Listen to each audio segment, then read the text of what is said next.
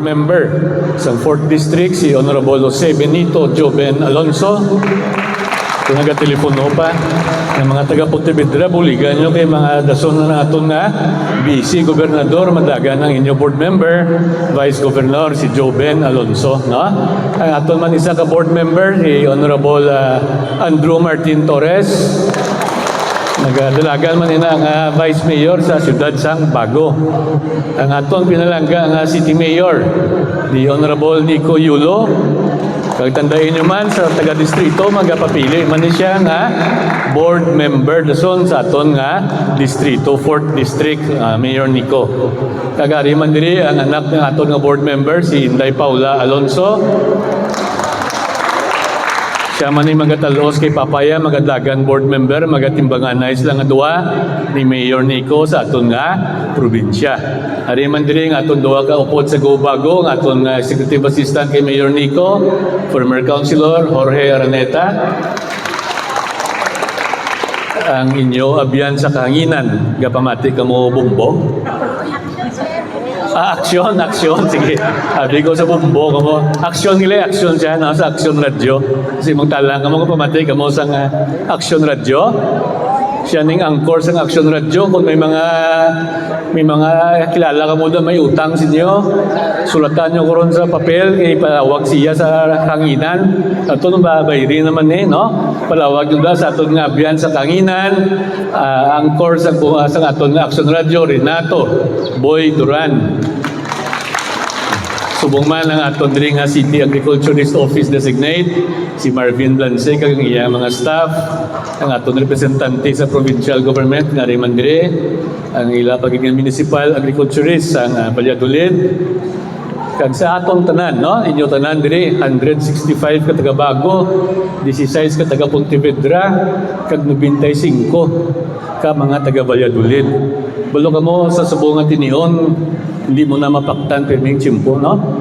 Gina sa agari, mga midiri, gina kaya nagprograma na dala gina aton nga syudad, may programa man ta sa skills training sa aton nga mga homeowners diri sa aton nga syudad, 3 ka homeowners.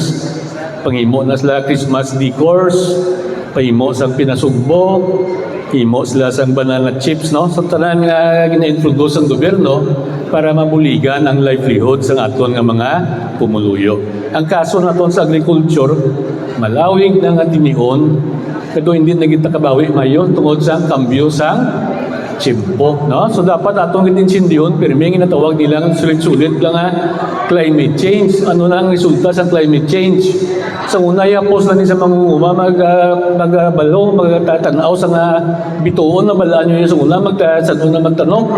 Subong yan, lain ang tsimpo, pagtanaw mo yan, galoom ng pirmi. Kung mag-ulan, damol-damol ang ulan. Kung mag-init, init-init. Kaya muna natalan ng resulta sang pagsimbog sa klima sa aton nga kadagatan.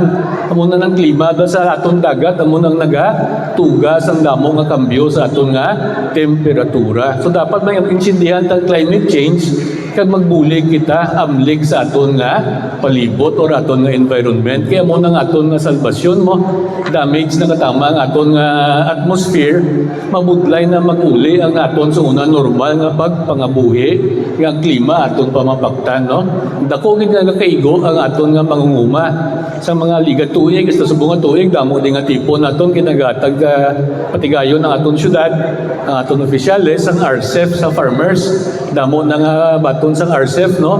Ti subong aton nga pinalangga nga gobernador, Gobernador Bong Lacson, kaupod sang iya nga BC Gobernador, Vice Governor Jeffrey Ferrer nga magapapili na bilang kongresista naton diri sa 4th District, no? Nangita gid sila fundo para i-augment man kag ibulig sa aton nga mga apektado nga pumuluyo, no? So ay limitado man lang ang fundo sa probinsya. Pagbato naton karon sang ilang nga ihatag, aton man gamiton sa aton nga kinahanglanon, no? Kay balo ka nga aton nga mga farmers, importante gid nga kitaya, kamuya, magsigi pa kita tanong kay kitang nagapakaon sa mga pumuluyo sang probinsya Valladolid. kag Bago City damo tayo irrigated diri nga area mo. Kita ang nagaproduce ang madamo nga humay. Kita man nagaproduce diri sa madamo nga baboy. Ti bag-ulan nga kuan man naghag kulira.